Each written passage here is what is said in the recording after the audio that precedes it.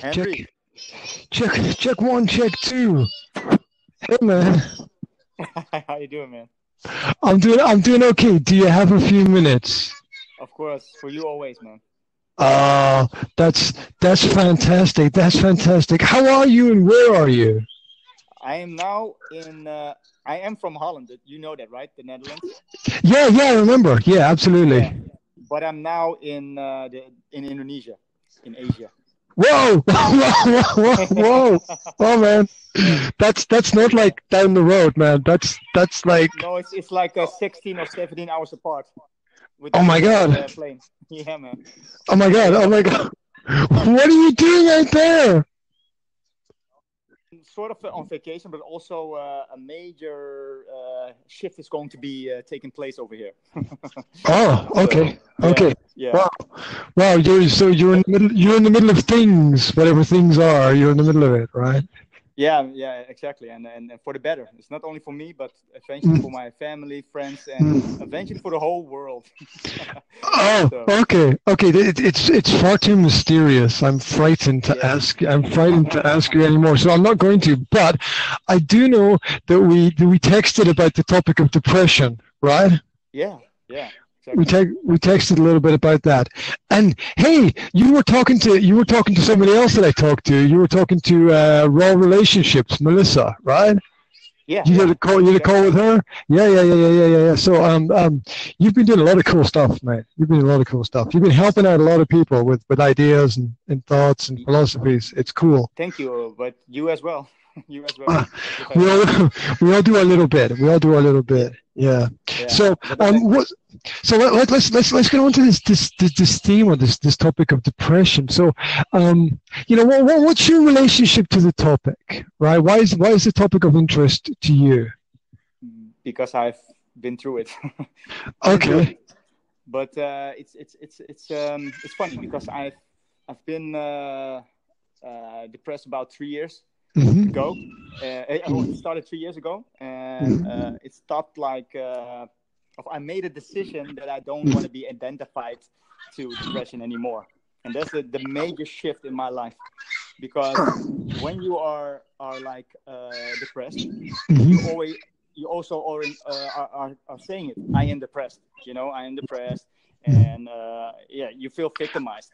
Oh, you do, and it's terrible. I've seen people in that kind of situation, and they feel it a little bit, and then they start to tell themselves that they're feeling it, and then they sort of they sort of bring it into reality, right? Maybe it's not fully that they feel that way, but they kind of get trapped in a thought. They get caught in a moment. And they're not able to do like what you did, which is make a decision, make a shift, and get through it. But it is possible for people who are feeling like that. It's definitely possible to get through it, and it does just require a decision. But that's not easy to say, difficult to do. Right? Easy to say. Yeah, exactly. Yeah. But yeah, I mean, I was on the edge of killing myself. I was on suicidal thoughts, and I was already planning it out. Really, I was already planning it out. Everything was already according to. I just had to do one thing, and then it was over.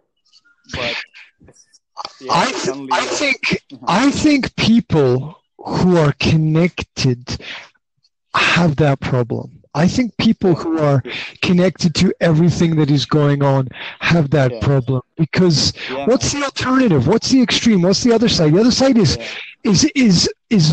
blocking everything out and blanking everything out, and that's even worse, because you live with the not knowing and the not feeling. And that's almost a worse place to be. I mean, you tend to find that a lot of people who are sensitive to these issues, a lot of them writers, poets, artists, musicians, right? they're able to, and they're able to feed off of those ideas and that energy and try to channel it into something positive. And if you can actually get through to the other side, that's what you can do. You can take that experience and you can channel it in a positive way and say, I've had that experience, I've grown through that experience, I'm stronger because of it, and I can help other people because of it as well. And that's the thing that I'm now grateful for. You know, I see now the disease that I had with depression. Yeah, is my gift to the world, because I've overcome it, and I don't want to say I've beat it, because I see that a lot. Right? You have to fight your disease, and I don't believe that, because the disease is already created by you. Oh yeah. And if you fight it, you give it your energy. If you fight it, energy, and it becomes your worst enemy. So you have to embrace it with love, and you have to accept it that you have created it to make something clear, because a disease only says you're not at ease with yourself at this present moment. So you have to change that, and that was from my point of view an eye opener. I already knew that diseases come from the mind, but eventually it's scary if you are diagnosed by a disease that you think, oh, what's happening with me, man? It's now happening with me. Like, oh, what's going on? So now I had to put my words into action. I can say to everyone, yeah, you are the healer of your own disease and everything. But now I have to face it myself, and I did. And I'm so glad that I did, man. Because, I already said in that conversation of Melissa that the word depression is a Latin word. The means as below, and depress means as above. So as below, so above. And eon means I go. So as below, as above, I go. And that is a real deep meaning, because you've been rock bottom, and you can only rise and then be in that balance and go further in your life and be who you really want to be. Because depression for me was clearly that I wasn't myself. I wasn't the person that I wanted to be in this world. So I had to have a deep rest to figure out who I was, and I finally understood. And now I'm going. I'm living a happy life. That's cool. You know, it's interesting. You know, you broke down the word like disease, which is not at ease or not relaxed. So when you're not relaxed, you're under pressure, and it's a weight that's coming down on you, right? And you've got to find a way within your mind to deal with that. It's not an easy process at all. And there are all these kinds of depression that exist around about us in the world. We've got depression in the sense of the weather. You know how some people just don't feel good when the weather is not good, or there's atmospheric conditions like that. We've got economic depression, where people kind of have a low value and a low self-worth because they feel they're not economically surviving within their society. We've got depression, which is a loss of spirit, a loss of direction, a loss of energy, and these things are common to people. It's common to the human experience. I don't think that we're able to live through life without some element of that. But I think we're able to sharpen our swords on the difficult times and to become more resilient as a result, not resentful, because that would be negative, but to be resilient through the experience, in the sense that our trials in many ways are our gifts.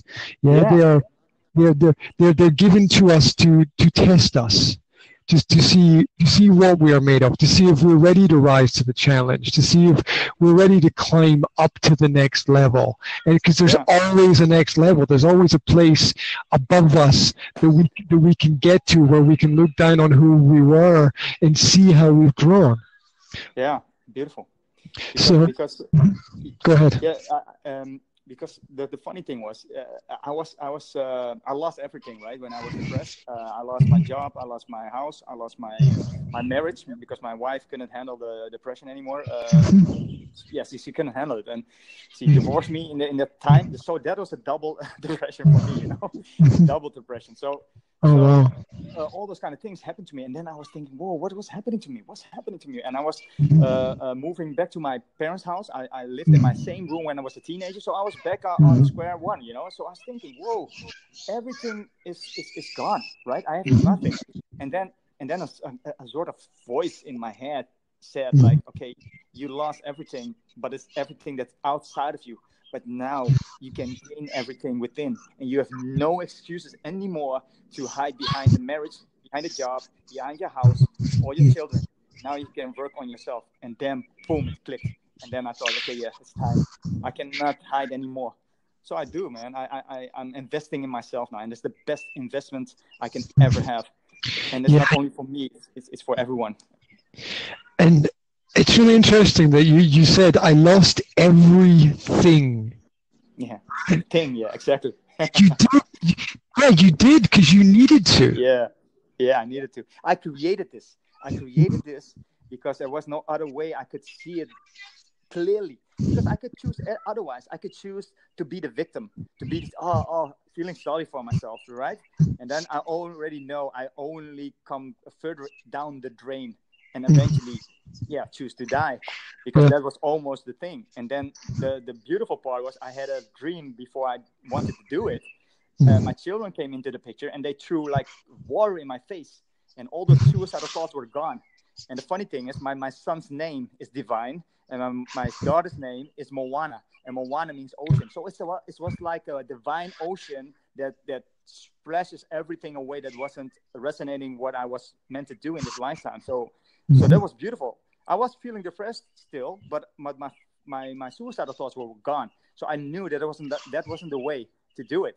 So then I had another vision, and that is this one I really want to share, because this was a really eye-opener. Because the thing was, I love my wife, and I still do, and I couldn't somehow accept that she left me while I needed her the most, right?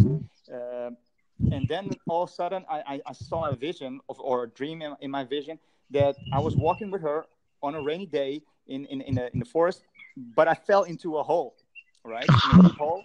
And I was looking up, and I saw her standing there, and I reached out. So, like, help me out. But she was just looking at me and smiling. And I thought, what's going on? So she came back, and she had a shovel, and she threw sand over me. And I was thinking, whoa, what is happening? So she was burying me alive. And I was feeling three emotions, like disappointed, angry, and sad. Just sad, Whoa, what is going on? So she left, and I somehow had to believe that I had to be strong to get out of this, and I did. I grew, and I was was out of the sand, and I landed on the ground, and I felt two very strong words. I felt victorious, and I feel fearless, because I conquered something that was for me unbelievable, and it was beautiful. So but I still didn't have the answer, right? I thought, why did she do it? Why did she bury me alive? And then I struck the answer. It's like when you have a seed, right, and you put it in the ground, will it grow, Hendrey? Well, in Bali it will. In Bali it will, because Bali is fertile soil, but mostly, it won't, right? You have to dig a hole and put the seed. You got to prepare the land. You got to look after it. Yeah, exactly, and cover it with sand and nurture it. So that was it. I saw myself as a seed that was buried there and covered up with sand, and the nature had everything. So I grew to a beautiful lotus. I see myself as a lotus, and my ex-wife, was not laughing at me, but she was laughing for me. Like, okay, now you're gonna grow to something that you really want to be, but it's gonna be without me, because we only were here for this lifetime to here, and that's it. I know I will find someone else or attract someone else that we can inspire the whole world with the same frequency. So, and that was the thing. Well, that's an amazing story, man. Thank you. That's absolutely amazing. It's also really cool that you can interpret those dreams in that way, because a lot of people have dreams, but they're in no way sure what they mean, or are they a real guide, or is it randomness, or yeah, exactly. And I saw it immediately, because I knew that my wife wouldn't do that to me. I know that for sure, because we have two beautiful children. We love each other. We really love each other. But down the road, we grew apart. It was especially because I wasn't happy with myself, and she tried to be like helpful and tried to make me happy. But you cannot make someone happy. You have to be happy by yourself already. Yes, absolutely. And so that's the greatest gift that I could possibly have, because if she didn't choose for it, if she was still with me, then we're still with me, and I was still sick. I was still sick, and I was still hiding behind the marriage and everything. So now I'm a totally different person, and I'm glad with this person that I'm becoming, and it's gonna be more than that, because you constantly evolve. Absolutely. Like it goes into there's always another level, right? There's always a way that you can grow, and I think that the people who are leaders within society and around the world, they always have this feeling that I can grow. There's more. I can learn more. I can be more. There's space there. Hendrey, man, you don't even know what I want to do. I'm 40, right? I'm turning 41 next month, and I'm feeling like I've been reborn, and I want to learn so much. I want to learn a lot of languages. I want to learn to play the cello. I want to learn to play the violin. I'm so into classical music. I want to see the world. I want to inspire a lot of people, and I just want to leave a legacy behind, man. Really, and I will be a servant leader. I will say that I will be a servant leader, because I want to help as much as people as possible. And you know what it is? I'm so glad that I am having had the depression, because I can talk about it with all those millions of people that suffer from depression, right? And I can let them see, like, listen, man, I've overcome it. So if I can overcome it, you can overcome it as well. And I will give you the tools to do it. But you have to do it. You have to make a choice to live in this life. Life has been given to you, and you want to throw it away. Don't do that, man, because life is beautiful. I couldn't even imagine that I'm talking like this like a year ago. I felt also depressed and everything, right? I was giving it up already, but now I see that, because if you are so down, so low, so below, you cannot sink more deeper. You can only rise and make the choice to rise. And if you make that choice, eventually people will help you in the meanwhile, and accept that, because there are people that really want to help you, and I saw that a lot of people helped me eventually, but eventually you have to do it yourself. There's an amazing number of people who are there to help when people need help. I know that some people will feel down. I know that some people will feel, cut off from the world. I know that some people will feel alone. But everybody has to know there's always someone out there. I've just been amazed just within the last month that I've reached out and connected with some people saying, hey, could you help me with this? Could you help me with that? And some of these people that I don't even really know have offered me more than I asked for. And that's beautiful, man. And I'm in awe of this whole thing. I'm just like, oh my God, I'm gonna have to try harder and do more and give back more, because this is setting a new standard. Plant your new ground and plant your flag and raise your standard and say, okay, let's move to the next level, wherever it is. Yeah, and Hendrey, you must know, everybody, if you have the solution for that something that they really want to have, they will do anything to pay you that amount that they don't want to do anything for it. So accept that, and you make so much people a better person, right? And that's what the world about. to make the world a better world, then we step into it. So that's why I want to leave a legacy. Yeah, and I think that's the right way to look at it. And the important thing about a legacy is when you're gone, it's not, right? And that's what's important, because the message stays, the idea stays. Yeah, People die, but great ideas live on forever, and that's part of what the legacy is. It's contributing to the great work, the grand scheme of things, the great idea of how we're not going to see the end point. We're not going to see where it all goes. We're not going to see where the last domino falls, but we'll play a part in the process of the whole thing. And I think that's part of the point. That's part of the point of everything. It's not to, it's not in a sense to live a full life. It's to leave behind the messages for people, the information, leave a trail of breadcrumbs so people can make their way through the forest, right? Exactly. Yeah, exactly. And that's the beautiful thing. Yeah, and when people are down and depressed, depression is like an invisible kind of pain a lot of the time, but the pain exists as a message. The pain exists to tell us that something somewhere is wrong and we need to change something in our lives. And I think what you did is amazing. I mean, you nurtured yourself through it. You lived with this. You go to the principle of victory over victimhood, right?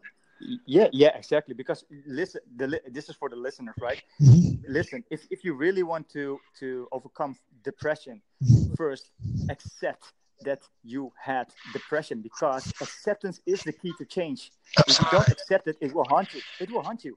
It will haunt you, and then you will see it as an enemy, and an enemy will never come away. You will beat the enemy, but an enemy will stand up again and fight that battle again, and then you will feel depressed again. And what do you want? Do you want to live a life that is full of happiness, joy, peace, and all those kind of things, or you want to live a life that you sometimes feel that, and then sometimes go back to depression? Hey, man.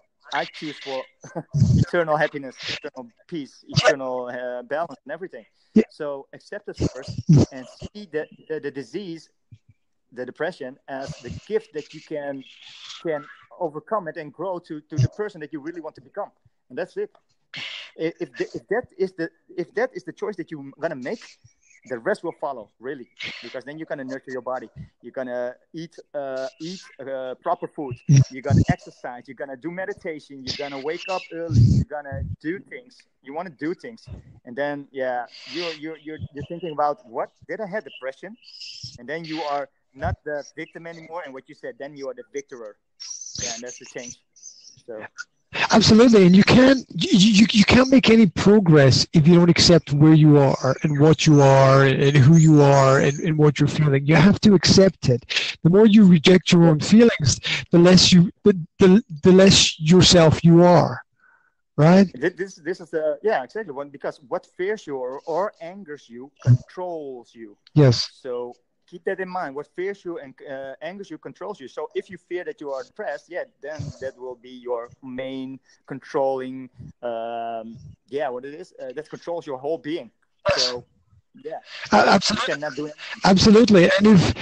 And if there is a spectrum, and at one end is love, and at the other end is fear, you're motivated to go towards or away from one of those two things. And I think that most people, it's more complicated than this, but most people are either motivated by love. They're going towards something. They have a vision of the future. They can see the right path, or they're running away from something. They're not really going in any specific direction. It's fear that's driving them forward. And if you can step out of the fear and into the love, you then have more control over your life. You have more control over your emotions and everything that you do. Yeah. It's funny that you're saying that, because I had an Instagram page, and sometimes I put some quotes on it, and it was about fear. Mm-hmm. And I said fear has 4 meanings, because it's an acronym.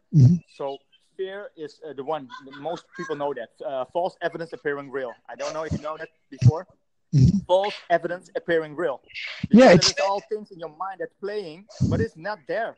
You make already worried worry thoughts. Yeah, but it doesn't exist yet. That vision you have of the negative does not yet exist. Yeah, that is it. Or you have this kind of meaning. Forget everything and run. So you want to just forget it, or face everything and rise.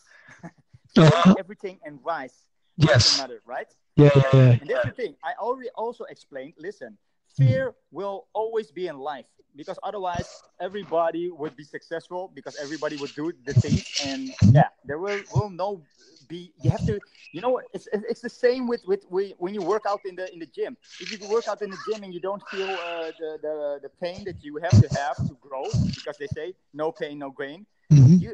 Everybody would be big and everything, So you have to go through something that resists you, but you have to go through it. And now I know where fear is, there is the other side of success. And success, I mean, is to live your highest potential, to live your highest passion. So the fear will change to this. Feel exciting and ready. Feel exciting and ready. If you feel that fear is something that you are going through, right? You have to be excited, because you know there is something there waiting for you to become the greatest version of you. And that's why I'm saying you're not the one that you are now. Always becoming someone, and if you have accomplished that, then you want to become someone else again, because you want to raise your standards. You want to grow, and that is a true leader, a true visionary, a true what you already said. You don't just settle for that and then think, okay, now I'm gonna take a long vacation. No, you're gonna go, because you want to leave a legacy behind. Yeah, it's a journey. It's all a journey. A man with no fears is a machine. Yeah. Okay. You need that fear to remind you of what you need to do. Yeah. Yeah. Exactly. Absolutely. What? Go ahead. Say. What do you want to say? No, I just like the door that you're afraid to open. That's where you have to go. Exactly. That's where you have to go. Yeah, man. Because it's easy, right? Because if you open a door that is less resistance, then you're in your comfort zone. Yeah. You're in your comfort zone, man, and that's nothing. You know everything already. So why would you do that? You want to grow, right? You want to grow to something. Yeah, you want to gain your knowledge, your wisdom, everything. So it's so, and that's the most beautiful part, because I talked with my cousin here in Indonesia, right? And I said, like, whoa, man, they have a great proverb here, because there's a tree here. If you fill it up with more knowledge, and they see then like more fruits and everything, the plant is going to bow, right? Bow. Okay. Yes. That's a form of always be humble. Always be humble. That is a true leader as well, because if you know it all, then you have it wrong, my friend, because you can always learn until your last breath here on earth. So that is what I'm doing as well. I'm being humble, because I can learn from a little child, from a bee, from an ant, everything that is in my environment. And if you keep open your eyes, then you will really see it. And I mean your third eye. Oh, absolutely. We constantly need to be asking ourselves, what can I learn from this? Not to be angry, not to be resentful, not to be aggressive, not to be filled with jealousy and hate, but what can I learn? What can I learn about myself from this experience? What new perspective can I gain from this? Why is this way? And I think as long as we're constantly asking ourselves questions, we're on the quest. The question is the quest, and life is the journey, right? It's not about the destination. It's about the journey that we're on, and the searching that we do basically within ourselves on the journey. We're given this opportunity to search within ourselves for answers that can help us and the people around about us. And hopefully that's what's happening around the world right now. Hopefully that's what's happening to people. Hopefully people are realizing that the experience they're having at this moment is something that can help them grow. They can live in the moment. You don't have to live in those elements of fear of the future that hasn't happened yet, because as yet there is no tomorrow. There is only now. It's only now, exactly. Because you don't have to go nowhere. And if you break that down to two pieces, you have to be only now here. Yes. Now here. So that's the thing, because then you have the balance between the past and the future. Because then if you see it like a loop of infinity, right? An 8, but sidewards, you have to stand in the middle, because you have the past and the future. And you don't want to be in the past because that's already gone. And the future will come only when you are in the now. Absolutely. Now. So yeah. It's funny because when time is ticking, you are in the past or in the future. But if you're in the eternal now, there is no time. Time will disappear. Like now, I'm in the now with you, and I don't have any existence of time, because it's like a timeless moment at this present moment, right? We are maybe 1,000 miles apart, but it feels like that we're in the same room. Absolutely. And time, the time in the sense of hours is ours. Yeah. We can take it, we can hold on to it, we can mold it, we can shape it into the things that we can vision. So if we hold that vision in our mind, if we have that right state of mind, that right frame of mind, with the right kind of intention, with the right kind of plan, we can put all that negativity into the past. We can put it all on the back burner, and we can move on. Yeah, man. That's it. I love it, man. When talk to you. Because you're Hendrey, Hendrey or Hendry. Yeah, you just call me whatever's good for you, right? I want you. How do you want to be called? You know what? My friends call me G or GW, which is completely different. Yeah, GW. It doesn't matter, because I feel already that you are a good friend of mine. GW. Okay, GW. My name is just David. Okay, David. But you're original. Yeah, originally up in the Highlands of Scotland, little village, middle of nowhere. I love it so much, man, because I'm a great fan of Braveheart. Braveheart. I love Braveheart, man. Oh my God. Brutal story. William Wallace. Brutal story. True story. Brutal story. Yeah.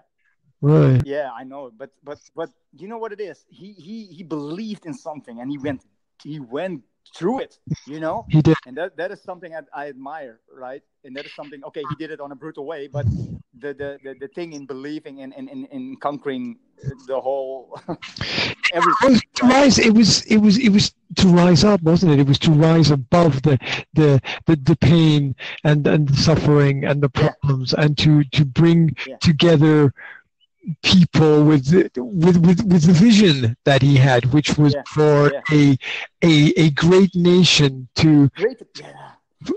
You don't even know, GW, the vision that I have now in my head, in my mind, that will change anything, because I already planted in myself. If I want to change the world, I will be the change. That is what Gandhi said, right? And I will say primarily the same. I said, I want to see the love that I am. So let me be the love then. So I only can see love in other people, in people that I talk to. It doesn't matter in person or on the phone. I only want to spread love. So that is also that I get in return. So then you can never be going wrong in the wrong way, right? So I'm always in a win-win situation. Absolutely. And the same way that William Wallace envisioned the state, right? The state is a state of mind.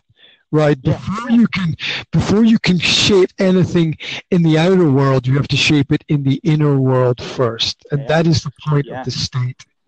There, each nation that we see or envision as a state is a particular way of viewing the world. It's just a world view. It's just one perspective. And it's not right or wrong, because we all have these different perspectives, because essentially here and there are the same thing. It doesn't matter. Here and there are the same thing, because I'm here and they're there, except from their perspective, they're here and I'm there. So it's all about perspective. Totally. Hey man, this has been fantastic. Yeah, really. It's been a blast. Really a blast, because you know what it is. We're giving each other energy, right? We're giving it's like an energy boost. so this we could do more often, man. And it's only also for the listeners, right? So it's all good for everyone. So spread the love. And we'll continue. We will continue these conversations, man. So it's great. Yeah. It's like a plug-in. It's like a supercharging, right? Yeah, exactly. So we will talk soon, because hit me. What time is it now? Listen, it's evening here. I don't exactly know. What are we 6:30 in the evening, something like that here now. But hit me up with a topic. Just write me leave me a voice message with a topic. Okay. Listen, we can do it now, because we're gonna make the listeners wanting to know more about us, right? So I have a topic already. Later you can choose the topic. But I have a topic already now. Okay. Shall I say it? Yeah. We're gonna make the listeners already conversation. The topic will be imagination. Imagination. Yep. You've done it now. My brain is already breaking down, and I got it. I know where that's going. Right. This is going to be fun, because it blew my mind as well with imagination. But people will see and listen what imagination is really about. It's mind blowing, but it's going to be fun. It's going to be fun. Absolutely. So tune in. Tune in, guys. What? I was just going to say, wherever you are, whatever you're doing, man, I want you to have a fantastic day, right? I want you to have a fantastic day. Yeah, you too. And my Highlander friend. Yeah, absolutely, mate. Absolutely. Freedom for one, freedom for all, for sure. Yeah, really, man. I love that. I love the speech when he talked about freedom. And you know what it is? I always saw myself as a warrior, right? As a warrior, but also as a lover. So it's both. When you break down names, let's just finish on this one. Like when you break down names, so I've got 3 names: Graham, William, Hendrey. Graham, the first name, if you break it down, what it means is valiant. William means warlike, like a warrior. And Hendrey means protector. So I'm like, valiant, warlike, protector. That's what my name. When you understand what your name means, it's just. No, it's really funny that you said, because I love divining words, right, and finding the deeper meanings of how do you call it? Names, because you know what the funny thing is, in your name is already the hidden agenda, what you have to do in this life. Yeah, there's a message to yourself, right? There's a message to yourself. And for me, it was very simple. My name, David, means beloved, the beloved, right? And my second name is John, and that's the grace or mercy to the Lord. And my third name is Eve, and that means like a bow, and like Robin Hood, when you string the bow, you have to have the right position, right? So I will be the beloved, what do you call it? The mercy of the Lord to. That's why I'm saying I'm a servant leader. I will serve, the universe for the greater, the higher, for everyone. So what I and you can do, can others can do as well. So don't be discouraged. If I can overcome depression, you can do this as well. Right? Absolutely. We have to inspire everyone, right? And I already said, inspire means inspira in Latin, and it means to breathe. Yes.